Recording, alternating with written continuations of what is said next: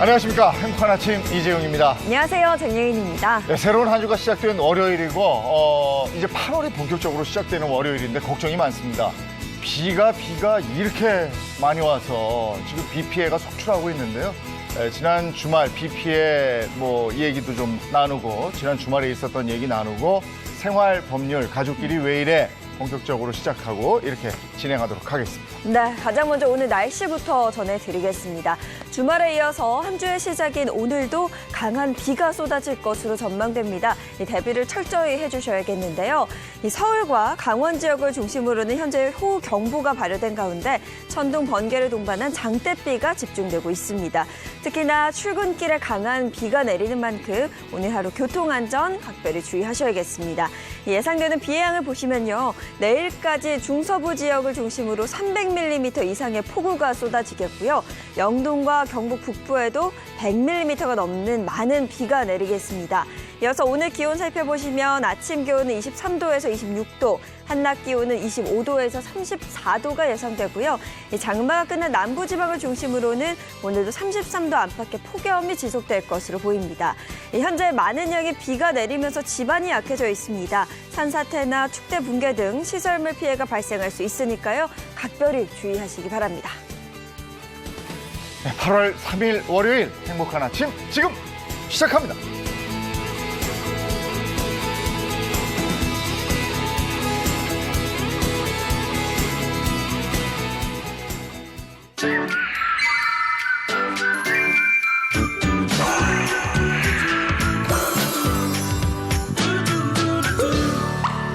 네, 행복한 아침 월요일 순서 이제 시작하도록 하겠습니다. 박수림 씨, 비가 많이 와서 지난 주말 괜찮으셨어요? 다행히 비를 피해서 네. 저희 사남매인데 가족이 다 모였어요. 80이 넘으시는 부모님과 함께 다 모여서 옛날 얘기하고 얼마나 많이 웃었는지 참 형제들이 참 좋습니다. 네. 보니까 잠시 뒤에 가족이 예. 얘기도 하겠지만 분쟁이 없는 게 그게 최고인 것 같아요. 네. 황교안 기자 어떠셨어요? 비 많이 오고 막 이렇게 재난이 있고 네. 이러면 보도국은 굉장히 바쁘던데. 굉장히 바빴고요. 네. 네, 여기저기 이제 나다니더라고. 그렇지. 눈코 뜰 새가 없었습니다. 네. 오수진 변호사는 어떠셨어요? 저는 오랜만에 아이의 엄마 그리고 며느리가 아니라 네. 이제 딸 그리고 손녀딸로서의 하루를 보냈는데요. 네. 저희 아버지가 생신이었는데 저희 할머니가 90이 넘으세요.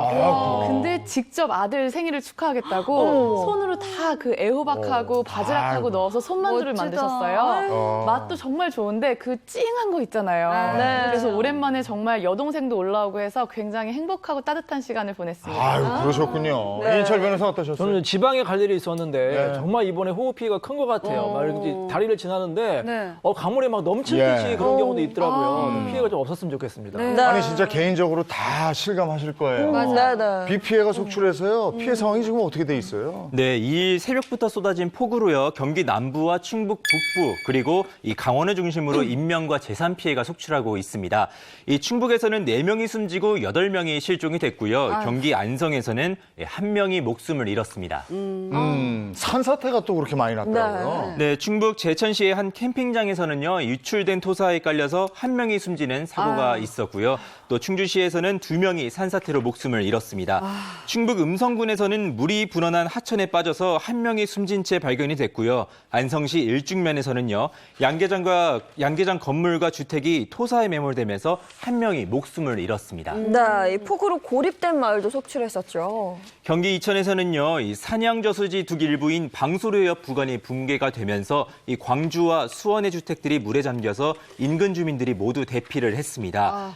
또 충북 충주시 엄정면에서는 폭우로 배수로가 역류되면서 주택 침수가 발생해 주민 120여 명이 인근 마을 회관으로 대피했고요. 네. 충북 음성군에서는 청미천에 물이 가득 차면서 1,800여 가구 3,700명에게 대피령이 내려졌습니다. 또 철로에 토사가 유입되면서 열차 운행이 중단된 곳도 있다면서요. 네, 그렇습니다. 어제 새벽 강원 충청 지역 등에 내린 집중호우로요. 철로에 토사가 유입되면서 오전 6시부터 충북선과 태백선 철로 전 구간 열차 운행이 중단이 됐습니다.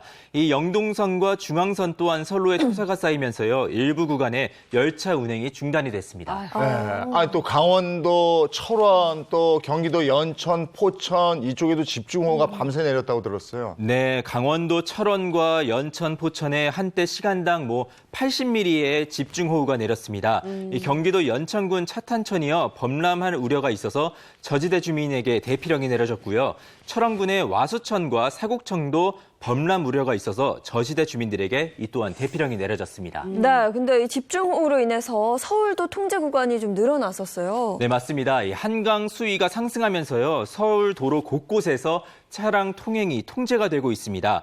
여의도와 올림픽대로를 연결하는 여의 상하류 나들목의 차량 통행이 어젯밤 9시 15분부터 전면 통제가 됐고요. 이 서울 잠수교도요. 어제 오후 5시 반부터 차량 통행이 전면 통제가 되고 있습니다. 이 잠수교 차량 통행이 통제가 된 것은요. 2018년 8월 이후 2년 만의 일입니다. 네. 아니 오늘도 비가 계속 이어지고 있어서 비 피해 더 나지 않도록 만전을 기해야 될 것 같고 빗길 교통사고 네, 이거 그럼. 안전 조심 또 조심 하셔야 되겠습니다. 그런가 하면 또 지난 6월에 집단 식중독 사고가 있었던 맞아요. 안산의 네. 그 유치원. 이번에는 무슨 쌀벌레 쌀포대요? 이건 뭐예요? 네, 어제 해당 유치원의 학부모에 따르면요. 지난달 30일부터 안산의 A 유치원의 원생 가정에 택배로 배달된 급식 꾸러미 쌀포대에서 잇따라 벌레가 발견되고 있다고 합니다. 네, 근데 그 급식 꾸러미라는 게 뭔지 우선 좀 알아야 될 것 같아요. 네. 네, 급식 꾸러미는요, 이 코로나19 사태로 개학이 좀 연기가 되자 가게에 부담을 덜어주기 위해서 학교나 유치원의 급식비로 이 식자재를 구매해서 각 가정에 전달하는 사업인데요. 맞아요. A 유치원의 학부모들도 이 택배를 받았고요. 이 지난달 31일까지 100여 곳의 가정에 배달된 쌀 가운데 약 30곳에서 30곳에서 벌레가 나왔다고 전해졌습니다. 또 쌀이 담긴 포대에 쌀의 생산 연도 또는 도정 일자가 표기가 되지 않았다고도 합니다. 한 번 논란이 됐던 곳인데 또 한 번 이런 일이 생기니까 또 학부모 입장에서는 좀 화가 날 것 같아요. 네, 일부 학부모분들은요, 이 먼지투성이 상자에서 거뭇한 쌀 바구미들이 기어다니는 쌀포대가 나왔다면서 집단 식중독으로 놀란 학부모에게 다시 벌레 먹은 쌀을 보내 화가 났다고도 말하기도 했습니다. 이 비대위 관계자는요, 쌀을 발송한 정미소에 확인을 한 결과 학교 식자재 납품 경험이 없는 업체였다면서 식중독 사고로 배송일이 한 달가량 지연이 되자 상온 창고에 보관하던 쌀을 보낸 것으로 보인다 이렇게 전하기도 했습니다. 해당 업체는요 쌀을 반품하고 다시 발송해야겠다 이렇게 전했습니다. 진짜 이거 받은 학부모들 정말 화났겠네. 화나죠. 예. 네. 또 지난 31일에 피서객 구하다가 숨진 고 김국환 소방관 연결식이 어제 있었죠. 네, 이제 지난 7월 31일 전남 구례군의 이제 지리산 피아골 계곡에 물에 빠진 피서객을 구하다가 숨진 28세 이 김국환 소방교의 연결식이요. 어제 이제 전라남도장으로 엄수가 됐습니다. 이날 연결식은요. 유가족과 내외빈 등 500여 명이 참석한 가운데 약 1시간 동안 진행이 됐습니다. 네, 너무 안타까운데요. 이 고인은 평소에도 도움이 필요한 곳에 항상 제일 먼저 앞장섰다고요. 네, 고 김국환 소방대원은요, 이제 고등학교 졸업 후에 최연소로 육군 특전사에 입대를 해서 중사 출신으로 지난 2017년 2월 임용이 됐습니다. 그동안 1,480건의 출동을 통해서 540명을 구조했고요. 지난 2018년에는요, 뛰어난 업적을 인정받아서 소방학교 표창을 받기도 했습니다.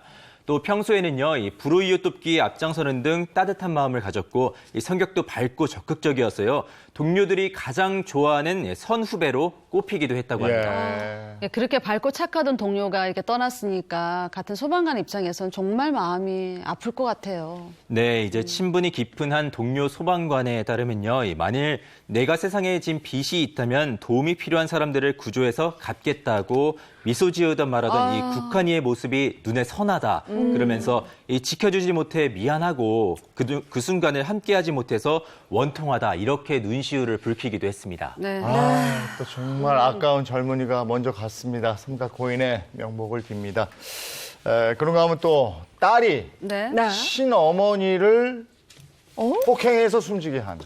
그런 사고가 있었습니다. 이건 또 뭡니까? 네, 지난 7월 27일입니다. 이제 존속상해 치사 혐의로요 40대 여성 A 씨가 구속되는 사건이 하나 있었는데요. 이 A 씨는요 지난 7월 24일 자신이 운영하는 카페에서 60대 친어머니를 구타해서 숨지게 했습니다. 딸이 그러니까 친어머니를 구타해서 숨지게 한 거잖아요. 이게 네. 상식선에서는 전혀 이해가 안 되는데. 네, 이게 A 씨가 친어머니를 구타한 이유는요, 바로 돈 때문이었습니다. 카페 운영과 관련해서 이분이 채무에 좀 시달리고 계셨는데 이거를 이제 어머니께 경제적인 도움을 받으려고 요청을 했다가 어머니가 이거를 거절을 하자 이 같은 범행을 저질렀다고 합니다. 40대가 되면 어머니를 부양할 나이잖아요. 네. 근데 그쵸. 돈 달라고 하질 않나, 폭행을 하질 않나. 딸 입장에서 저도 좀 화가 나긴 합니다. 예. 네. 근데 이게 본인이 운영하던 카페에서 이 일이 생겼다고 그러는데 주변에 말릴 사람이 없었는 말이에요. 그러게. 네, 일단 범행 시간이요, 12시를 넘긴, 이제 자정이 넘긴 시간이었습니다. 그래서 사람이 별로 없었고요. 네. 또 카페 안에 설치된 CCTV의 촬영 범위의 사각지대 있잖아요. 네. 그런 데를 좀 찾아서 범행을 저질렀다고 합니다. 그럼 뭐야? 이건 뭐 그럼 계획적이었다는 거야? 계획적인 뭐야? 건데요? CCTV를 피해가면서 네. 폭행한 거는 좀 계획적이지 않다. 그럼 더 화가 나죠. 네.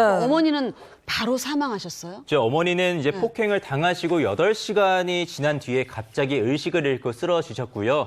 네, 그래서 결국 숨지셨다고 합니다. 이 검찰은요, 정확한 사망 원인을 좀 파악하기 위해서 국가수에 부검을 의뢰한 상황입니다. 아니, 딸은 뭐라고 하던가요?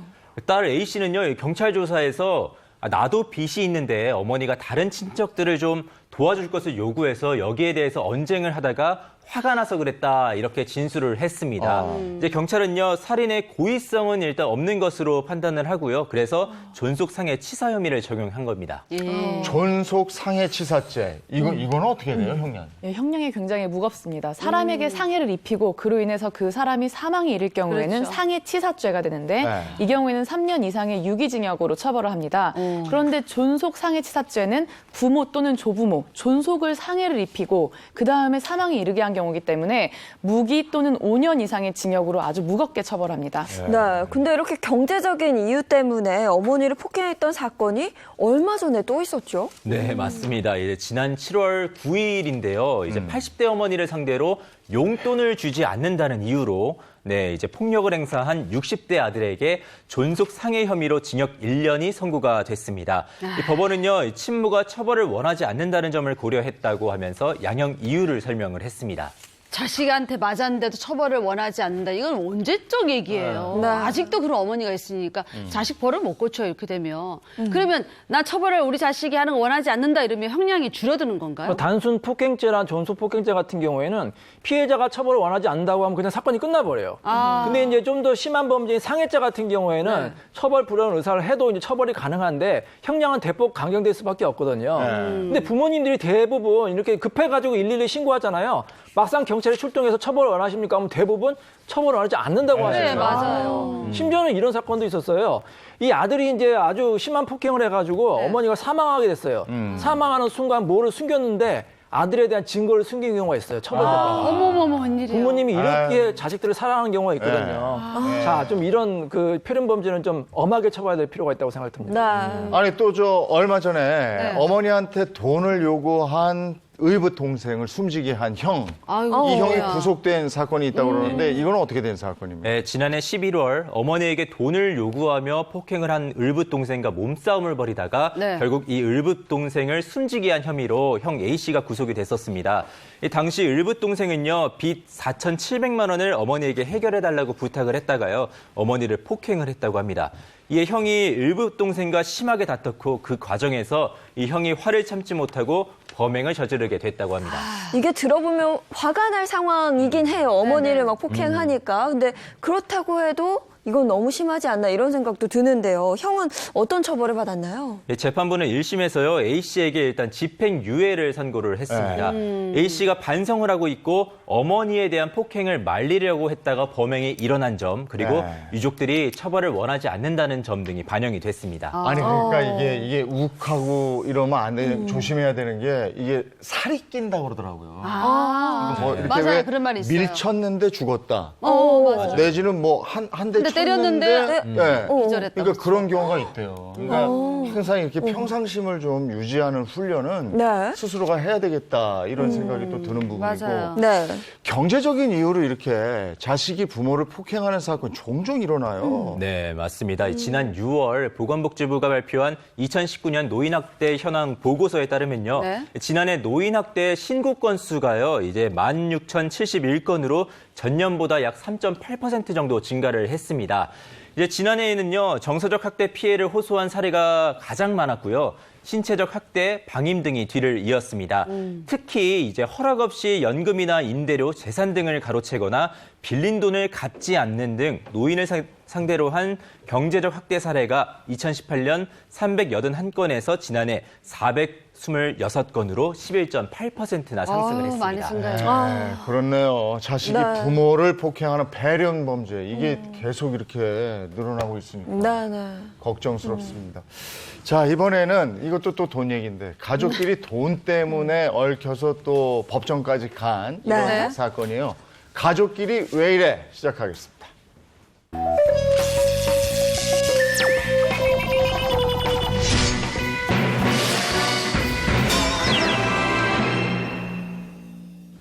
자, 어떤 사연이 있는지 한번 볼까요? 네. 아유, 웬수야. 돈 때문에 웬수야, 저 인간 이러잖아요. 가족끼리 왜 이래. 돈 때문에 원수가 된 사람들.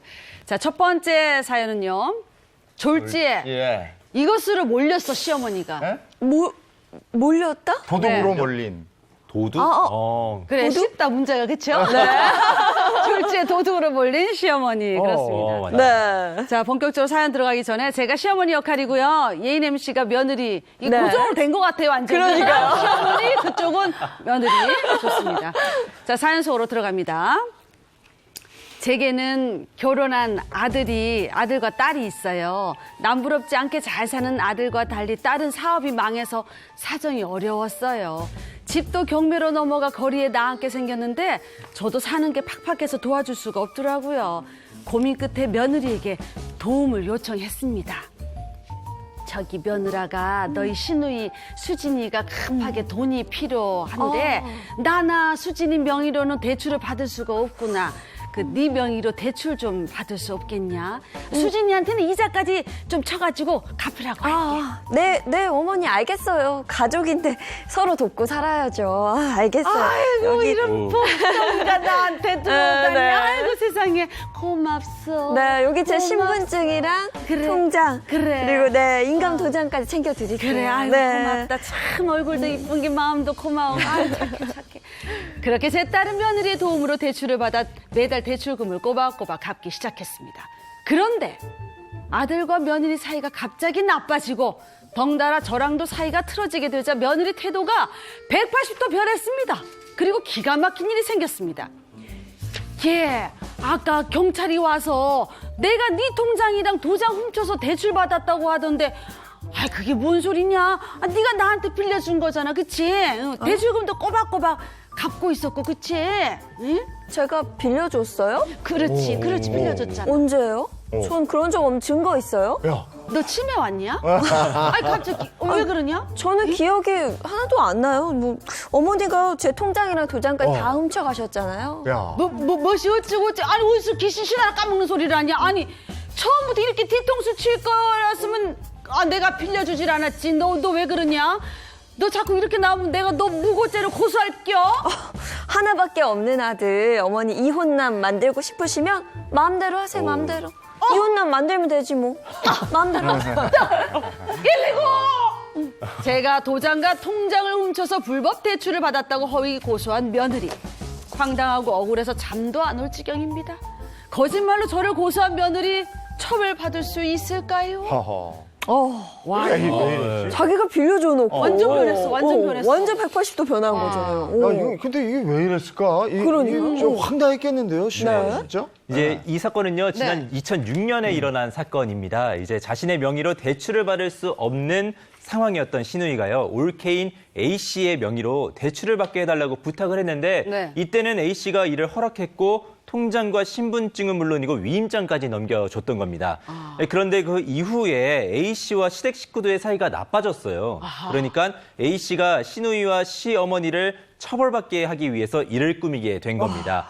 시어머니와 시누이가요, 자신의 인감과 통장을 몰래 훔치고 위임장을 위조해서 대출을 받았다고 하면서 이들을 명의도용 사건으로 고소한 사건입니다. 아니 근데 정말 이해가 안 가요. 그러니까요. 왜 이랬어요? 자, 그럼 한번 네. 알아보자고요. 그러니까 시어머니가 자신의 인감과 도장을 훔쳐서 대출을 받았다. 네. 이렇게 얘기를 했어요. 처벌이 가능할까? 예? 그죠? 뭘로 처벌하는 거지 이거? 처벌? 예. 명의도 명의 네. 도용합니다. 네네. 그게 아니라 무고죄로. 무고죄. 무고죄. 그렇지, 무고죄가 되는 거죠. 네. 처벌이 가능하다면 O 아니면 X예요. 하나, 둘, 셋 들어주세요. 안 될 것 같아. X. 아니, 무고죄. 처벌하면 좋은데 아니면 그 특별하면 증거가 저는 없을 것 같아요. 그리고 돈을 매달 갚았다고 아까 하지 않았나요? 네. 네. 네. 그러니까는 갚은 게 자, 있으니까. 그럼 오죠. 그럼 왜? 네, 그럼 황 기자님 그런 거예요? 무고죄로 처벌 가능합니까? 네, 가능합니다. 네, 할 수 있습니다. 지금 여기서 며느리는 네. 사실 자기가 아주 착한 며느리처럼 네 어머니 여기 통장과 도장 이렇게 했고 시어머니도 아이고 이런 복덩이가 네. 다 있어 이렇게 맞아. 했잖아요. 네. 근데 이제 아들이랑 사이가 안 좋아지니까 며느리가 남편이랑 헤어지려는 생각을 하고 내 그래서 통장을 그랬구나. 훔쳐간 거다 이제 이렇게 고소를 한 거예요. 네. 그러면 이 며느리는 사실 자기가 통장이랑 도장이랑 이렇게 빌려줬을 때는 네. 빌려주려는 마음이 있었어요. 근데 나중에 돌변해서 내 통장과 도장을 훔쳐갔다. 이렇게 한 거기 때문에 시어머니를 처벌받게 할 목적으로 고소를 한 거예요. 아유. 이게 그냥 쉽게 생각하면 허위 고소라고 할 수 있는데 네. 형법상 무고죄로 처벌을 받을 수가 있고 무려 10년 이하의 징역 또는 1,500만 원 이하의 벌금형으로 처벌이 됩니다. 그래서 이제 뭐 홧김에 고소했는데 그걸로 이렇게 심하게 처벌할 수 있느냐 생각할 수도 있는데요. 네네네. 실제로 이제 최근에 남자친구하고 헤어졌어요. 근데 네. 이 여자친구가 남자친구가 자기를 떠난 거에 대해서 좀 앙심을 품고 남자친구가 자기를 성폭행했다고 고소를 한 거예요. 그렇게 해서 실제로는 그 남자친구는 정말 경찰, 검찰 조사까지 다 받았고요. 네. 이 과정에서 아니다. 여자친구가 나를 이제 앙심을 품고 고소를 한 거다라고 해서 결국에 여자친구가 6개월의 실형을 살게 됐습니다. 그래요? 그러니까 실제로 수감까지 되는 그런 무고죄가 아주 심각하게 처벌이 될 수가 있습니다. 네. 근데 이게 무조건 무고죄가 되는 건 아닐 텐데 무고죄 성립 요건은 어떻게 됩니까? 신고 사실의 핵심이 허위여야 합니다. 그럴 경우에 무고죄가 성립을 하는데요. 예를 들어서 정말로 폭행이 발생을 했어요. 네. 근데 맞은 사람이 피해자가 정말 그 때린 부분이 여기 팔인데 네. 뭐 설거지가 다친 손가락이라든지 이런 부분까지 다 과장해서 이제 고소를 한 거예요. 이런 경우에는 무고죄가 되지 않고 다만 경찰 조사를 받을 때 이제 수사관께서 이런 부분은 여기 폭행해서 다친 게 아닌 거 아니지 않냐 이러면서 이제 뺄 부분은 빼고 처벌이 되는 거고요. 그리고 그런 경우가 아니라 정말 오해를 하는 경우가 있어요. 그게 허위인데 그걸 뭐 사실이라고 오인을 한다든지 이렇게 해서 내가 착오에 빠져서 고소한 경우에도 무고죄가 되지 않습니다. 근데 이 사건에서 며느리는 정말 자기는 알고 있어요. 시어머니한테 흔쾌히 돈을 빌려준다고 얘기했던 사실을. 근데 나중에 마음이 변하고 나니까 맞아. 시어머니를 처벌받게 할 목적으로 고소를 한 거예요. 네. 이런 경우에 완벽하게 핵심 사실이 허위죠. 그렇기 때문에 무고죄가 성립할 수 있는 것입니다. 그러면 실제 이 사건도 며느리가 무고죄가 성립됐겠네요. 네, 말씀하셨다시피 며느리는요, 무고죄로 기소가 됐고 결국 징역 8개월의 실형이 선고가 됐습니다. 그래요? 네. 이제 법원은요, 시누이가 대출금을 성실하게 갚아왔다는 사실에 비춰보면 인감과 통장을 몰래 훔치고 위임장을 위조해서 대출을 받았다는 이 며느리의 주장을 받아들일 수 없다고 판단을 했고요. 며느리가 시어머니와 시누이를 형사처분을 받게 할 목적으로 허위로 고소했을 뿐만 아니라 범행 이후에도 잘못을 뉘우치는 기색이 없었기 때문에 실형 선고를 결정하겠다 이렇게 설명을 했습니다. 그럼 어쨌든 시누이가 며느리 통장이나 도장을 이용해서 대출을 받은 거니까 네네. 이혼하게 되면 이혼하는 마당에 돈 대출금 일시불로 다 갚아라. 이러면 갚아야 되는 겁니까? 맞습니다. 며느리 입장에서는 어쨌든 내 돈이 빌려준 건 있으니까 내가 처벌을 받긴 하더라도 돈은 받아야죠. 그러니까 일시불로 갚아라라고 얘기할 수 있는데 지금 며느리하고 시누이 사이의 그 대여금 약정은 사실 변제기가 없는 약정이라고도 볼 수가 있어요. 시누는 꼬박꼬박 이제 다달이 돈을 갚았다고는 하지만 변제기를 미리 정하지 않은 경우에는 돈을 갚으라고 요구한 때가 바로 변제기가 됩니다. 그래서 이때 이제 일시불로 갚지 못하게 되면 민사상의 5%의 이자가 적용이 되고요. 그리고 만약에 며느리가 이제 지급명령 신청이나 민의 소송인데요. 또는 대여금 청구 소송을 하게 될 경우에는 소장을 받은 다음 날로부터 12%의 연이자가 청구됩니다. 네. 남도 아니고 가족을 뭐 이렇게 허위로 고소하고 이런 거는 좀 상식선에서 이해가 잘 안 되잖아요. 네, 네. 근데 가족 간에 이렇게 무고죄로 기소되는 경우가 좀 종종 있나 봐요. 아유, 가족 간의 고소도 많고 무고죄도 이제 많이 발생을 하는데 이런 일이 있었어요. 이제 그 장모가 사위한테 돈을 이제 빌려줍니다. 네. 돈을 빌려주는데 이제 사위가 이제 이혼을 한 거예요. 딸하고 이혼하니까 사위가 좀 믿겠죠. 네. 그래서 이제 고소를 한 거예요. 사기죄로 고소를 했는데 이제 사위는 이렇게 변명을 합니다. 아니 장모님 갚았잖아요. 언제 갚았어? 장인어른한테 대신 갚았잖아. 이렇게 주장을 한 거예요. 그래서 장모님이 또 뭐라고 했냐면 아니 우리는 별거 중이었다. 장인과 장모는 별거 중이었는데 말이 안 된다. 이렇게 해서 서로 이제 옥신각신했는데 네. 수사를 딱 받아보니까 이 장모가 거짓말한 거예요. 장모가 사실 이렇게 얘기를 했어요. 내가 신용불량자니까 사실은 장인에게 갚아라. 이렇게 얘기를 했던 게 밝혀진 거예요. 그래서 이제 문제가 됐던 거죠. 그러면 처벌을 받았겠네요? 1심에서는 처벌받았습니다. 이 장모가 명백하게 거짓말했는데 처벌받았는데 네. 항소심에서는 무죄를 받았어요. 자, 왜냐하면은 이 그 친고죄 같은 경우에 친고죄거든. 친고죄 같은 경우는 6개월 안에 고소를 해야 되는데 이 장모가 6개월이 지나서 고소한 거예요. 그랬어요. 그래서 이제 무고죄로 처벌을 받을 수가 없었습니다. 그러면 고소 자체가 아예 제기될 수 없는 사건이면 무고죄도 성립되지 않는다 이렇게 되는 그렇죠. 거죠. 근데 사실 무고죄는 굉장히 심각한 범죄. 아까 오 변호사님 설명한 그런 사건이 있잖아요. 네. 그 남자친구가 성폭행범이라고 몰렸으니까 얼마나 고통을 받았어요. 그래서 무고죄는 처벌이 이제 심하게 되는데 근데 고소 자체가 말이 안 되는 무고가 있어요. 예를 들어서 뭐 트럼프 대통령이 날 때렸습니다. 이렇게 고소하는 사람이 있는데 그건 말이 안 되잖아요. 그런 거 자체는 이제 무고죄가 성립되지 않습니다. 그런 사람은 어떻게 해야 돼요? 병원으로 보내야겠죠. 제각각은 어떻게 들어가는 겁니까? 아니 근데 어쨌든 며느리가 거짓말로 시어머니 시누이를 무고죄로 고소를 한 거니까 그죠? 이런 경우는 정말 황당한데 그죠. 주변에 이런 일 본 적 있어요? 있는 것 같아요. 네. 그러니까 제가 아는 사람도 아내가 결혼 전에 성형에 대해서 굉장히 부정적이었대요. 근데 보통 그렇게 성형을 얼굴에 칼을 어떻게 돼 얼굴을 네. 어떻게 깎고 막 이런 얘기 맞아요. 하는 사람 네. 굉장히 부정적이었대요. 근데 알고 봤더니 그 여자가 성형을 했던 거야. 그러니까 남편이 카드 내역을 보니까 성형 후에 관리만 해도 몇백만 원이 막 나갔던 거죠. 그러니까 이런 사람도 있다니까요. 네. 그냥 배신감이 컸겠는데요, 남편의 입장에서는? 그러니까 아내는 그렇게 얘기하죠. 이쁘다고 할 때는 언제고 지금 해야지 왜 그런 얘기하냐고. 적반하장도 입은 수지 그런 얘기를 하더라고요. 그 성형 많이 하고 결혼한 다음에는요 애 낳으면 알아. 너 누구 닮아서 쌍꺼풀이 없냐? 너 누구 닮아서 코가 낮냐? 뭐 그러잖아요. 그래서 가끔 그런 경우에 사기 결혼이라고 혼인 취소해달라는 사람이 있어요. 그 있어요? 실제로 와가지고? 네, 근데 실제로 혼인 취소 사유까지는 안 됩니다. 아니, 지금 얘기하다 보니까 저도 기억나는 거 하나 있는데, 제가 알기로는 시어머니가 휴가 갔다가 며느리 준다고 목걸이를 하나 사오신 거예요. 그래서, 근데 며느리가 그걸 안 하고 다니는 거예요, 네. 계속. 그래서, 너 왜 안 하고 다녀? 했더니, 치침 뚝 떼고, 난 받은 적이 없는데요? 이러면서 이상한 사람 막 몰아갔던 거예요. 근데 알고 보니까 그 목걸이가 친정엄마한테 가 있었던 거예요.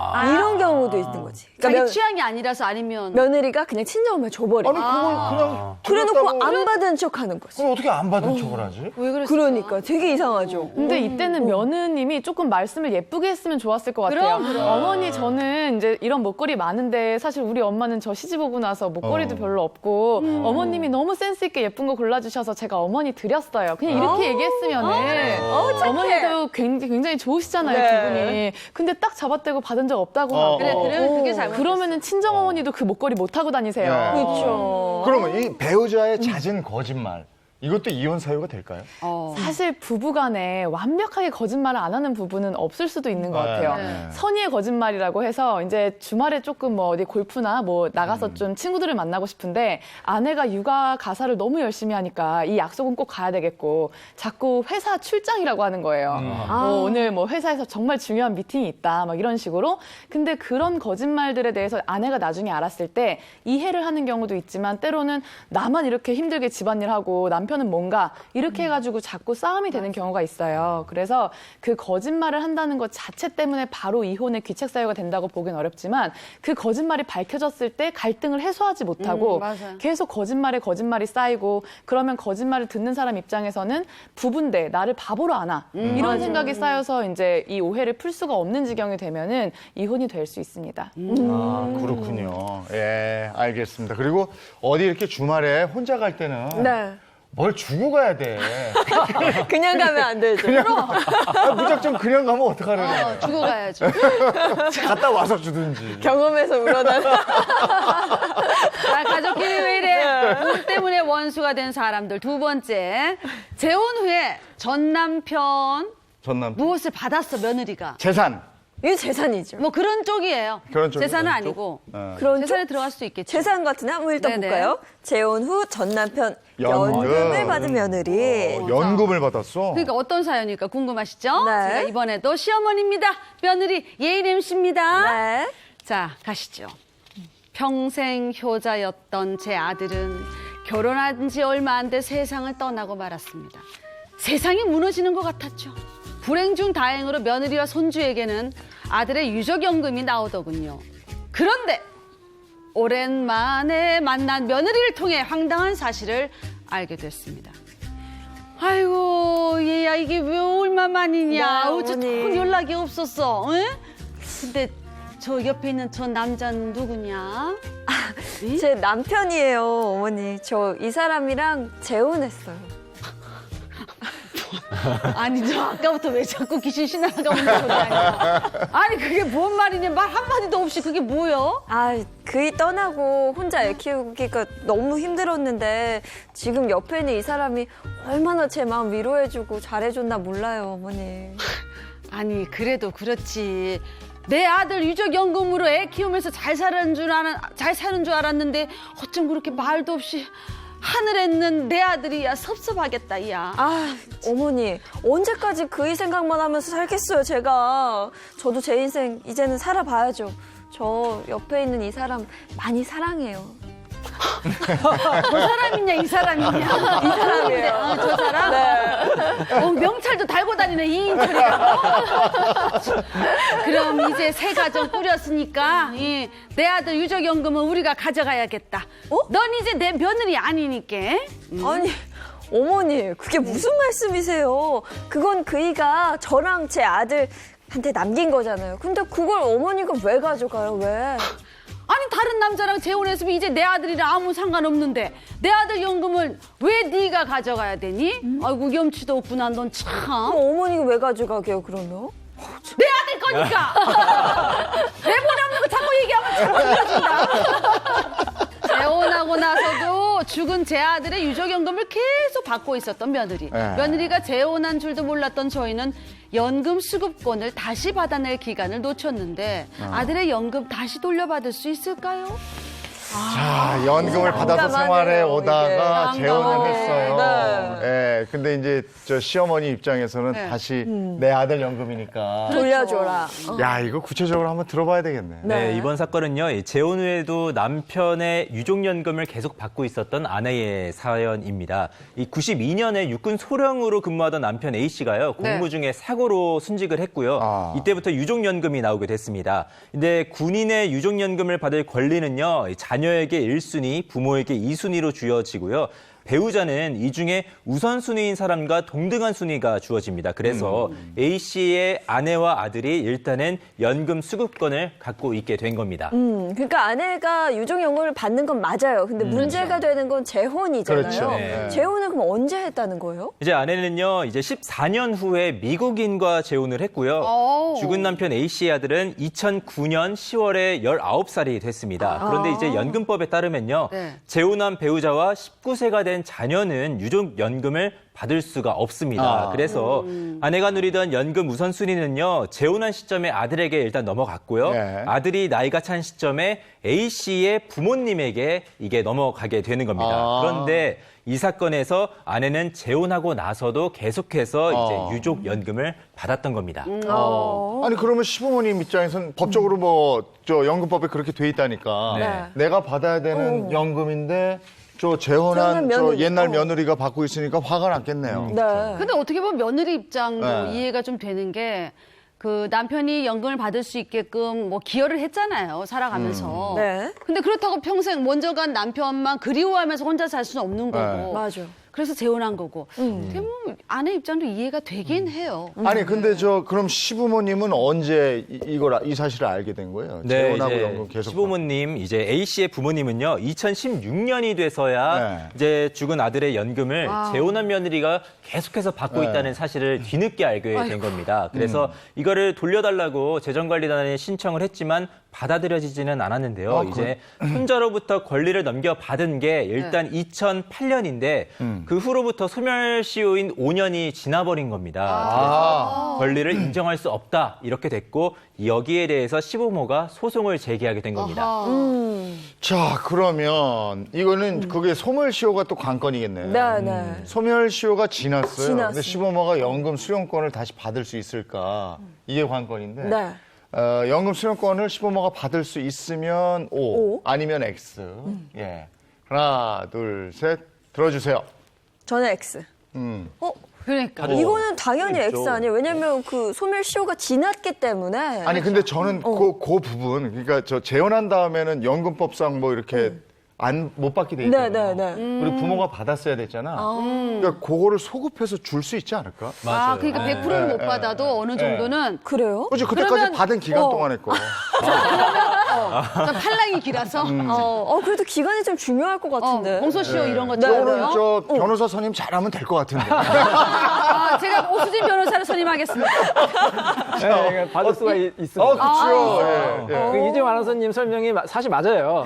논리가 맞는데 왜냐하면 이 시부모가 갖고 있던 그 연금 수급권은 원래 받았어야 될 권리인 거예요. 국가에서 지급해야 되는데 이제 그 부인이 부정수급한 거잖아요. 그리고 연금 같은 경우에는 매달 지급이 되잖아요. 매달 지급이기 때문에 사실 시효가 지난 것도 있지만 지나지 않은 것도 있거든요. 그렇기 때문에 다 포괄적으로 소급해서 받을 수가 있는 것입니다. 다행이다. 그러면 실제 이 사건도 그렇게 판결이 났나요? 네, 대법원은요, 시부모의 권리를 인정해야 된다 이렇게 판결을 했습니다. 또 A 씨의 부모가 연금 수급을 요구한 2016년부터 거슬러서 5년 동안 며느리가 받은 연금이 A 씨의 부모님의 몫이잖아요. 네. 그렇기 때문에 이거를 군 당국이 지급해야 된다 이렇게 판결을 했고요.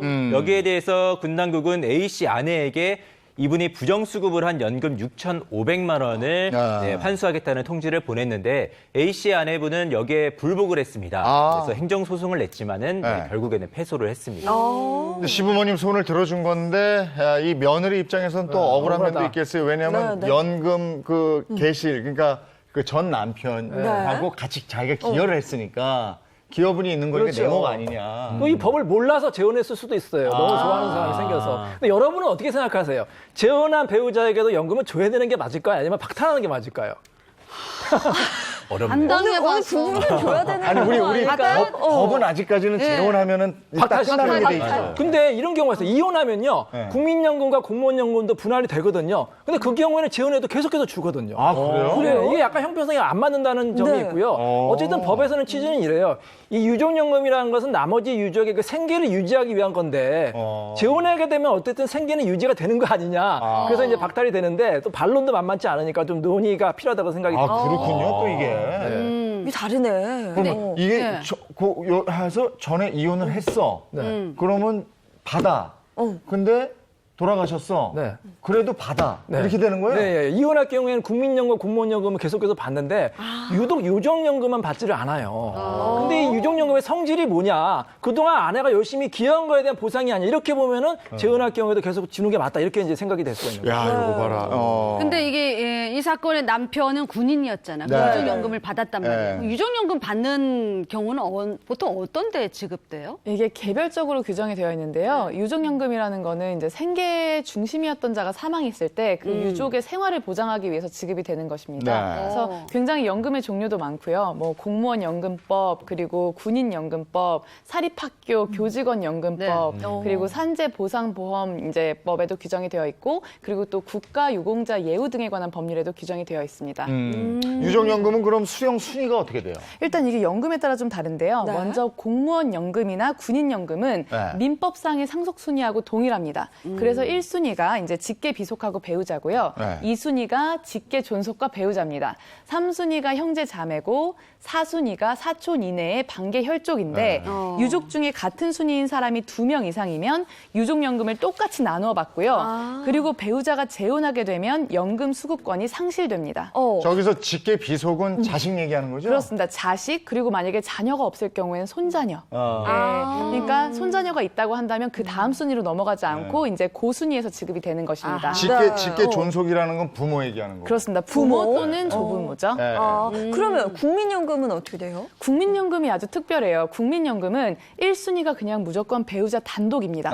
그러니까 배우자만 있는 경우에는 배우자에게만 이제 유족연금이 수령이 되는 것이고요. 네. 2순위는 자녀입니다. 배우자가 생존해 있지 않은 경우에. 근데 이 자녀는 또 25세 미만의 자녀한테 지급이 되는 거고요. 그다음에 3순위는 부모인데 60세 이상입니다. 그리고 4순위는 손자녀 19세 미만이고 5순위는 조부모인데 60세 이상입니다. 그래서 여기서 이제 자녀나 손자녀나 부모, 조부모 각각의 나이를 말씀을 드렸는데 만약에 장애 등급이 2급 이상이면 네. 나이와 상관없이 그 유족의 생활보장이 필요하기 때문에 이때는 유족연금이 지급이 됩니다. 그럼 유족연금에서 최우선 순위가 배우자잖아요. 근데 뭐 사실혼 배우자가 사실혼 배우 이럴 경우에 어떻게 되는 거죠? 일단 혼인신고를 하면 네. 법률상의 배우자가 돼서 너무 명백한데 혼인신고를 안 하고 사는 경우가 많아요. 특히 요즘에 이제 재혼하실 경우에 여러 가지 이유 때문에 이제 그냥 사시는 경우가 있는데 이럴 경우에 법이 보호를 하는 경우도 있고 안 하는 경우도 있고 잘 들으셔야 되는데요. 네. 일단은 계속해서 같이 사실혼 살았다. 나중에 헤어지게 될 경우는 위자료 재산분할 받습니다. 하지만 계속해서 사셨는데 배우자가 사망했다. 그러면 상속이 또 하나도 안 돼요. 근데 또 예외적으로 유족연금을 받을 수가 있는데 문제는 뭐냐면 혼인신고가 안 돼 있기 때문에 이게 사실혼인지 아닌지 알 수가 없단 말이에요. 그래서 일단 기관에서 안 주거든요. 그래서 본인이 적극적으로 입증해야 되는데 부부라는 걸 입증해야 돼요. 어떻게 입증하느냐. 일단 주소가 같이 돼 있어야 되고요. 같이 생활하는 거 사진을 찍어야 되고 중요한 게 뭐냐면 호칭이에요. 호칭. 여보 당신 식사하세요. 이런 걸 녹음해서 증거를 갖고 있으면 나중에 인정받을 수가 있으니까 꼭 증거를 확보하시기 바랍니다. 아니 요즘 저 많은 집에서 오빠라고 그러던데. 그럼 안 돼요. 오빠 누나라고 인정받습니다. 계속 자기도 안 돼. 오빠는 안 그럼 여보 당신 해야 돼. 여보 당신이 가장 확실하죠. 그 오빠라고 부르시는 분들은 꼭 법률적으로 신고를 하세요. 아니 근데 그러면 아까 그 사례에서 나온 거는 재혼한 다음에 신고를 안 했나 보다. 그러니까 그렇죠. 연금이 계속 그쪽으로 갔죠. 그렇죠. 근데 이렇게 저 연금이 잘못 수급되는 이런 사건들도 종종 있나요? 맞습니다. 그 사망에 대한 현황 파악이 잘 안 돼서 네. 사실은 파악이 안 된다기보다 신고를 누락한 경우가 더 많죠. 그래서 이제 이미 돌아가시고 연금을 수령할 수가 없는 상태인데도 계속 연금이 지급된 사례가 있었습니다. 지난 2018년에 이제 적발된 사례가 한 건이 있었는데 네. 시아버지가 돌아가시고 이제 시아버지가 생전에 군인이셔서 그 군인 유족연금을 시어머니가 받고 계셨어요. 네. 근데 이제 시어머니까지 돌아가신 거예요. 제가 앞서 그 연금을 받을 때 순위를 말씀드렸는데 네. 그중에 보면 며느리가 안 들어있거든요. 네네. 근데 시어머니가 돌아가셨는데도 사망 신고를 안 해서 그 시아버지의 그 연금이 계속 시어머니한테도 나오고 있었는데 이걸 2년 동안 며느리가 계속 받아 챙긴 거예요. 그래서 2년 동안 받았던 연금액이 무려 2,500만 원에 이르렀습니다. 이게 진짜 못됐다. 그러게. 연금 수급자의 며느리가 포함이 안 되니까 사망 신고하지 않고 안 하고 몰래. 돈을 받았다는 거잖아요. 그렇습니다. 그러니까 이제 그 국방부에서는 네. 계속 시어머니 앞으로 연금을 지급했던 네. 거고 그렇죠. 며느리는 그걸 꼬박꼬박 꺼내서 이제 어머. 사용을 했던 것이죠. 이런 경우 있을 것 같은데 사망 신고하지 않고 연금 네. 받는 이런 케이스. 네.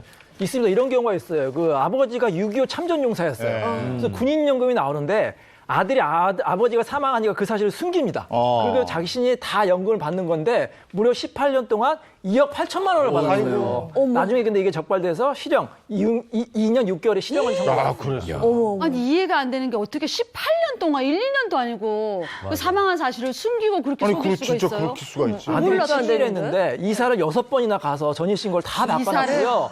기관에서 이제 전화가 오면 아버지가 외출 중이다 이렇게 이제 속였던 거죠. 이거 완전히 진짜 근데 고의로. 이 그랬네. 아들이 너무 욕심이 가했던 것 같아요. 가만히 있어도 본인이 유족연금 일정 부분 받거든요. 그렇죠. 근데 다른 형제들하고 나눠주기 싫어가지고 이렇게 과욕을 부린 거예요. 에헤.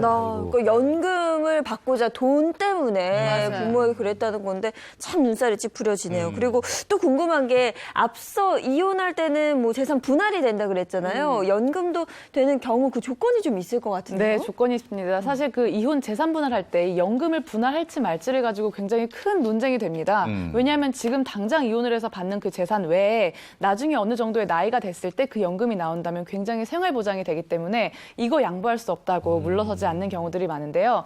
그 조건은 내가 연금에 가입해 있는 기간 동안 혼인이 5년 이상 지속이 돼야 됩니다. 이 중에서 별거를 하거나 가출을 하거나 해서 이제 같이 살지 않는 기간은 빼야 되고요. 네. 순전하게 같이 동거 부양 협조했던 기간이 5년 이상이 돼야 되고요. 그 다음에 이제 현재 만약에 이혼 상태라면은 전 배우자가 노령 수급 연금 대상자고 그리고 60세 이상인 경우에는 이제 그 혼인 기간에 따라서 일정의 비율만큼 연금을 받을 수가 있습니다. 아, 그렇군요. 연금 문제에 대해서 네. 좀 한번 알아봤고요. 네. 다음 사연 또 궁금하네요. 자, 가족끼리 왜 이래 돈 때문에 원수가 된 사람들. 세 번째, 가짜 이걸 이용해서 11억 원을 챙겼어요, 아내가. 가짜 서류, 진짜 뭐 서류, 아니야. 통장 뭐 이런 거 아니에요? 아니야. 가짜 어음, 아니야. 아니야. 너무 어렵다. 보겠습니다. 가짜 통장. 아니야. 정답은 남편. 가짜 남편이 어딨어? 여기 있어요. 사연이 있어요. 자, 아내 역할은 제가 하고 남편 역할은 이재용 님이 해주세요. 네, 예. 자, 사연 소로 가겠습니다. 제가 가난한 집에서 태어나 평생을 성실하게 일해서 수십억 원의 재산을 일군 60대 남편입니다.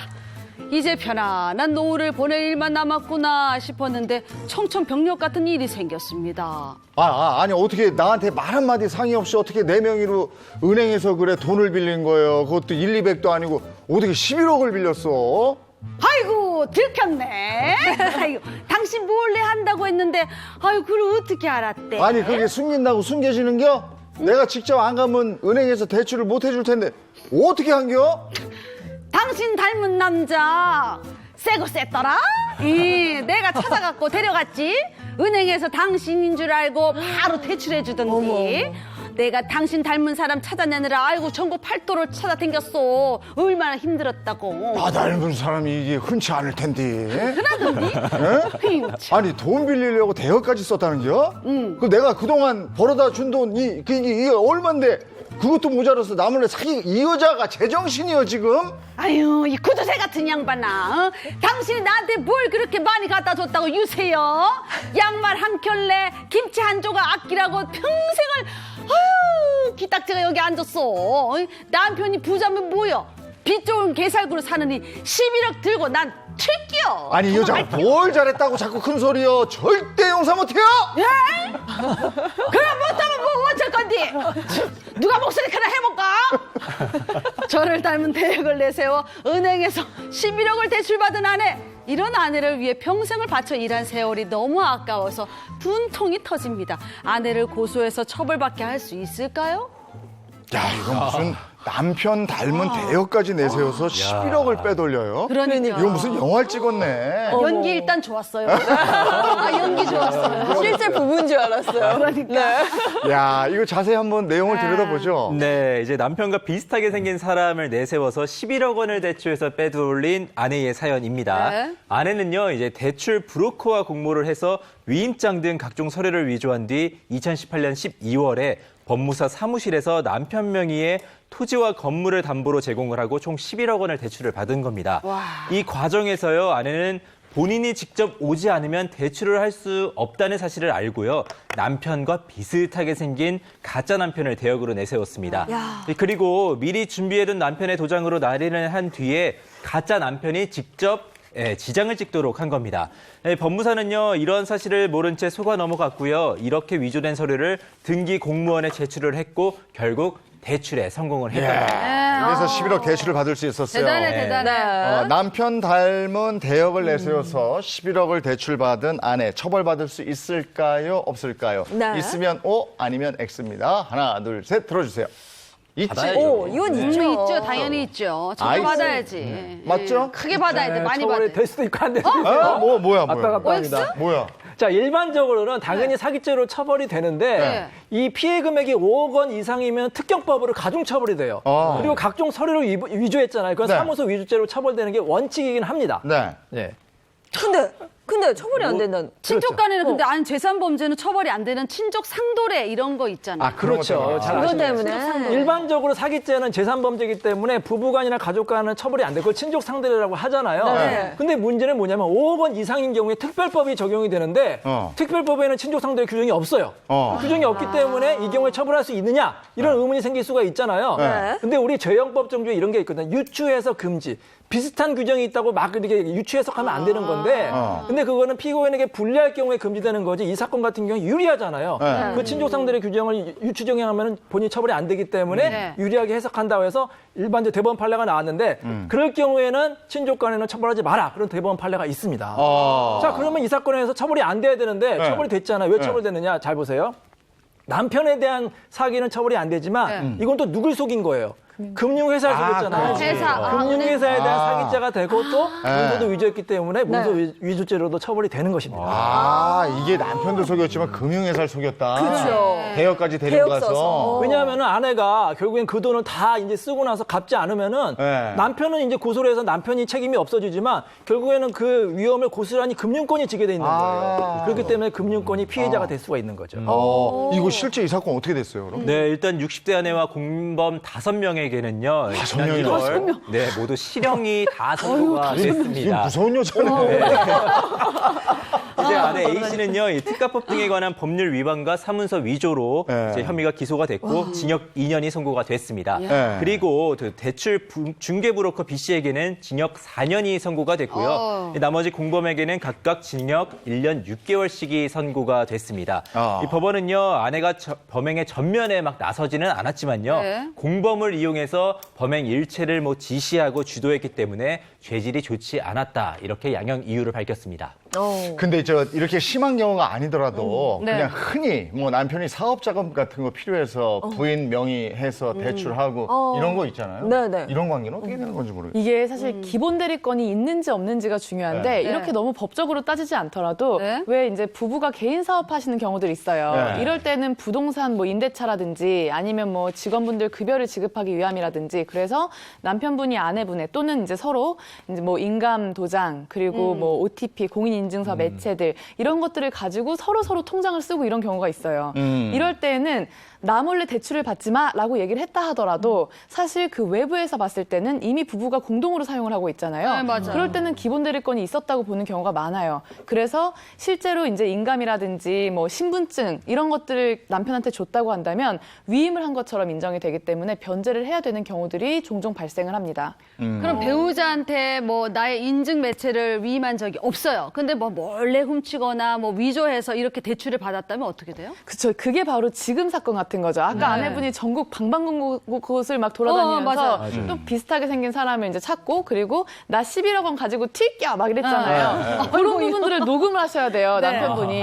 그것 외에도 이제 이 아내가 그 대역들하고 통화했던 내용들이 있을 거예요. 있겠죠. 그리고 은행에 방문했을 때 CCTV도 있을 맞아, 거고 맞아. 등기소 갔을 때도 그런 것들을 증명하면 이거는 기본 대리권이 없었던 거다라는 게 인정이 될 수 있고 그렇다면은 책임을 지지 않을 수 있습니다. 근데 그런 경우도 있잖아요. 배우자가 카드 몰래 그 지갑에서 카드 빼서 막 긁고 막 쓰고 다니고 막 그러잖아요. 그렇죠. 그럼 어떻게 돼요? 원칙적으로는 절도가 돼요. 다른 사람의 카드를 몰래 훔쳤기 때문에 절도가 네. 되고 또 이런 경우가 있어요. 10만 원만 쓰라고 해도 100만 원 쓰면 그 횡령죄가 되거든요. 근데 부부 간에는 또 가족 간에 처벌이 안 되는데 이 경우에 처벌이 돼요. 왜냐하면 보세요. 신용카드를 막 쓰면 결국에는 남편도 아내도 피해를 보지만 또 누가 피해를 받아요. 결국에는 카드 회사가 피해를 받잖아요. 카드 회사에 대한 사기죄가 되고 실제 대법원 판례도 있으니까 조심하시기 바랍니다. 아니 가족끼리 이렇게 명의도용 사건은 흔하지 않아요. 굉장히 많습니다. 근데 굉장히 안타까운 경우도 있었어요. 이제 아내가 남편이 집을 나가서 혼자 두 아이를 키우고 있는데 자녀들이 크면서 너무 이름이 특이하다 보니까 계속 놀림을 받는 거예요. 그래서 더 크기 전에 이제 학교 진학하기 전에 이름을 바꿔주고 싶은데 남편이 있어야지 개명 신청을 할 수가 있거든요. 그래서 남편을 수소문했지만 못 찾아가지고 있어가지고 결국에 남편의 인감으로 이제 그 서류를 만들어서 제출을 했고 개명을 했어요. 그래서 이제 나중에 남편이 뭐 사문서 위조죄, 이제 공문서 위조까지도 들어갈 수 있는 것이고 그래서 이제 아내를 고소를 했는데 결과적으로 아내한테는 무죄가 선고가 됐습니다. 왜냐하면은 친권은 부부가 공동으로 행사하는 것이 원칙이지만 네. 장기간의 가출, 별거 등으로 그렇지. 행사할 수 없을 맞아, 때 맞아. 게다가 이거는 뭐 남편 명의로 대출을 받거나 피해를 주기 위한 게 아니잖아요. 맞아요. 자녀들을 위한 것이니까 결과적으로는 사회상념에 반하지 않는다라고 보아서 결국 무죄가 선고되었습니다. 네. 네. 아니 가족끼리 왜 이래 할 때마다 참 네. 정말 별일 다 많고요. 맞아요. 예, 알겠습니다. 오늘 도움 말씀 고맙습니다. 고맙습니다. 네, 이번에 자동차 관련 얘기로 넘어가 보도록 하겠습니다. 네, 어떤 내용인지 영상부터 보고 오시죠. 아빠가 바다도 보여주고 우리 상만이 수영도 가르쳐줄게.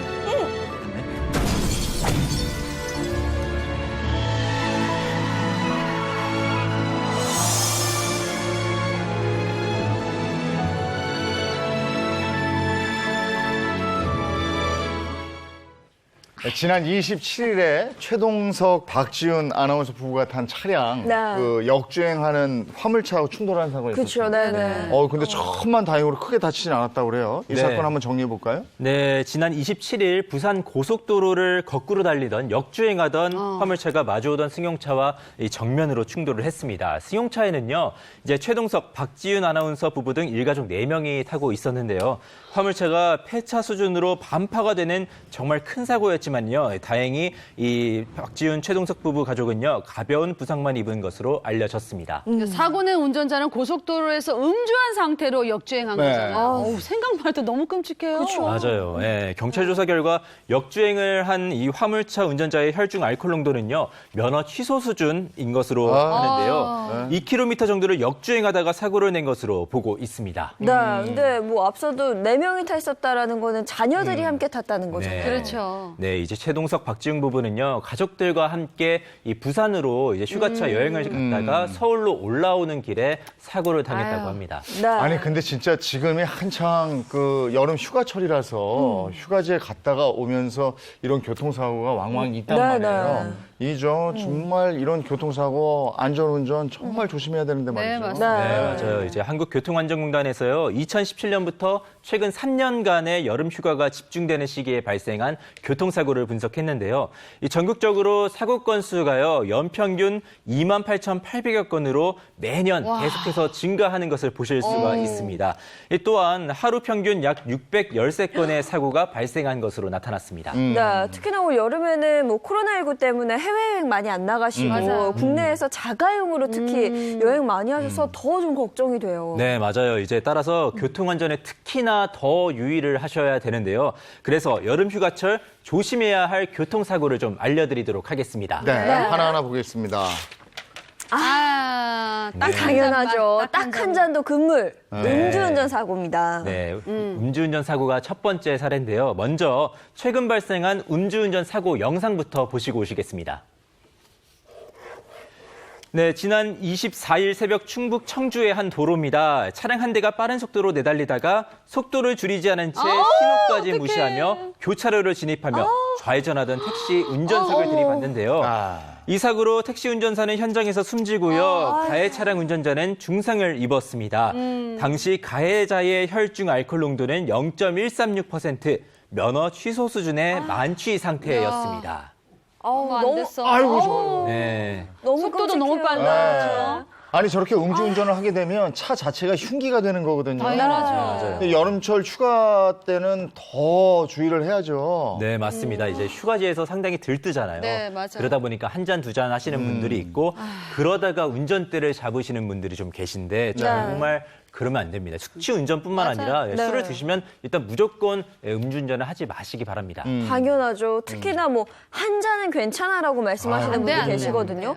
한 잔이 아니라 한 모금이라도 입에 댔다면 절대 운전대 잡으시면 그럼. 안 됩니다. 네, 맞습니다. 이제 따라서요, 경찰청은요, 피서철을 맞아서 지난 7월 21일부터 오는 9월 7일까지죠, 음주운전 집중 단속을 하겠다고 밝혔습니다. 음주운전 사망사고가 가장 많이 발생하는 금요일을 포함해서 주 1회 이상 피서지나 관광지, 또 고속도로 톨게이트나 휴게소 등에서 일제 단속하겠다, 이렇게 말했습니다. 술을 한 모금이라도 드시고 운전대를 잡는 순간 자동차는 그럼요. 흉기가 된다는 거 네. 잊지 마시기 바랍니다. 자, 다음 두 부분으로. 번째. 네. 초행길을 조심하라. 역주행 사고입니다. 네. 두 번째 유형은 바로 역주행 사고인데요. 이것도요, 이제 관련 영상부터 보시고 오시겠습니다. 네, 앞도 잘 보이지 않는 정말 깜깜한 밤입니다. 반대편에서 차량 한 대가 마주 오는데요. 네, 그리고 깜짝이야. 평화로운 고속도로 위 역시나 반대편에서 아이고, 마주오는 하얀색 차량입니다. 뭐야? 역주행 차량. 네, 두 영상 모두 역주행 차량에 의해서 사고가 날 뻔한 상황인데요. 가까스로 피할 수는 있었지만요, 정말 네. 큰 사고로 번질 수가 있었습니다. 아우, 놀라죠. 근데 저게 이제 초행길에 뭣도 모르고 그냥 이렇게 쑥 들어가 버리는 네. 경우도 있거든요. 이거 네. 정말 조심해야 돼요. 네. 네. 이럴 때마다요, 초행길에 운전하게 될 때는 정말로 이제 사전에 미리 좀 길을 네. 파악하시는 게 정말 중요합니다. 왜냐하면 특히나 초보분들 같으신 경우에는 이제 길을 가다가 모르는 길이 나오면 네. 당황하시고 그러면은 이제 어디로 빠지고 톨게이트 어디로 들어가고 이런 거를 이제 깜빡하고 모르시거나 또 당황하셔서 길을 잘못 드시는 경우가 있고요. 네. 이럴 때마다 사고 위험이 있기 때문에 좀 가시기 전에 사전에 좀 길을 좀 알아두시는 게 안전운전에 상당히 도움이 됩니다. 지도를 네. 한번 보고 아무리 내비가 있더라도 지도 그렇죠, 한번 맞아. 보고 가셔야 돼요. 그렇죠. 네. 네. 마지막 세 번째, 나도 모르게 스르르. 아유, 네. 이거. 졸음운전 네, 사고입니다. 세 번째는 졸음운전 사고인데요. 이 또한 영상 하나 보시고 오시겠습니다. 네, 2016년 7월 영동고속도로를 달리던 버스 한 대가 맞아, 앞서 맞아, 있던 맞아. 승용차 5대를 줄줄이 들이받습니다. 네, 터널 입구는 아수라장으로 변했고요. 끔찍했어요. 버스와 추돌한 승용차는 형체를 알아보기 힘들 정도로 부서졌습니다. 네. 이 사고로 승용차에 타고 있던 20대 여성 4명이 숨지고 총 41명의 사상자가 발생했습니다. 경찰 조사 결과 이 버스 운전사는요, 반수면 상태에서 운전을 한 것으로 드러났습니다. 네, 당시에 굉장히 큰 충격을 줬던 사고로 저도 기억이 나는데요. 특히 사망한 20대 여성 4명이 피서를 즐기고 맞아. 돌아가는 길이었잖아요. 네, 맞습니다. 당시 아르바이트를 해서 마련한 돈으로 이제 떠난 여행에서 당한 참사라서 사실 더욱 안타까움을 자아내기도 했습니다. 이제 휴가철에는 좀 장거리 여행이 좀 많은 편이잖아요. 네. 그래서 많이 이렇게 졸음을 참아가면서 운전하는 경우가 많은 것 같아요. 조심해야 될 것 같습니다. 네, 많죠? 맞습니다. 이제 도로교통공단에서요, 네. 2014년부터입니다. 2018년 사이에 여름 휴가철과 평상시의 교통사고를 좀 분석을 해봤는데요. 하루 평균 졸음운전 사고 건수가 4.4건입니다. 이 평상시에 3.4건보다 약 29.4%가 증가한 것으로 집계가 됐고요. 버스뿐만 아니라 일반 승용차도 큰 사고가 날 수 있으니까 특히나 조심하셔야 될 것 같습니다. 네. 정부 차원에서도 졸음운전 예방을 위해서 애쓰고 이런다면서요? 네, 그렇습니다. 국토교통부는요, 여름철 휴가철 사고를 예외하기 위해서요, 이 고속도로에 298대의 졸음 알림이 경고를 설치를 했고요. 네. 또 졸음 쉼터 229곳, 그리고 임시근을 75곳을 설치하겠다고 밝혔습니다. 나라에서도 졸음운전 사고를 또 예방하기 위해서 이렇게 노력하고 있는데 이제 개인이 운전자가 좀 예방해야 될 그런 거 없을까요? 네, 우선 조금이라도 피곤하면 사실 휴식을 취하는 게 가장 바람직한 거고요. 네. 또 에어컨을 트시기보다는 이제 이제 창문을 열고 환기를 네. 하시면서 맞아요. 좀 그렇죠. 시원하게 가시는 게 좋고요. 그리고 마지막으로 간단한 스트레칭도 좀 졸음을 쫓는데 큰 도움이 됩니다. 그래서 이 시간 간단한 스트레칭 몇 가지 좀 알려드리겠습니다. 먼저요, 첫 번째로는 목과 어깨 스트레칭인데요. 양손을 머리 뒤통수에 올리고 깍지를 끼시고요. 네. 숨을 내쉬면서 양 팔꿈치를 모으고 몸을 동그랗게 말아주시는 겁니다. 그리고 두 번째 팔과 어깨 스트레칭은요. 한쪽 팔을요, 가슴 앞으로 가로질러 뻗은 뒤에 반대팔로 감싸주고요. 숨을 내쉬면서 고개를 반대쪽으로 돌리고 또 뻗은 팔을 몸 쪽으로 당겨주시는 겁니다. 오, 시원하다. 네, 그리고 마지막 다리 스트레칭은요. 한 다리를 이 타이어 위에 올리고요. 양손은 골반에 잡으신 다음에 숨을 마시면서 이제 가슴을 밀고 내쉬면서 몸을 앞으로 천천히 미시면 됩니다. 저 타이어 네. 공기압 체크도 돼요. 밟으면서. 예, 예. 휴가철 조심해야 될 교통 안전 여기에 대해서 좀 알아봤는데 그리고 옆에 조수석에 타고 있는 분들이 수다맨이 돼요. 그래, 맞아. 그냥 자버리면 정말 졸려. 안 돼. 네, 네. 옆에서 좀 뭐라도 챙겨주고 맞아요. 계속 네, 얘기하고 얘기해주고. 그러면 그냥 갈 수 있어요. 네. 예, 고맙습니다. 고맙습니다. 오늘도 어디 가실 일이 있으면요. 그곳의 도로 상황이나 그곳의 날씨 꼭 한번 확인하시기 바랍니다. 네, 비가 너무 많이 와서 걱정입니다. 네, 오늘도 안전한 하루 보내시고요. 저희는 내일 아침 8시 더욱 알찬 내용으로 돌아오겠습니다. 행복한 아침, 행복한 하루 되십시오. 고맙습니다. 고맙습니다.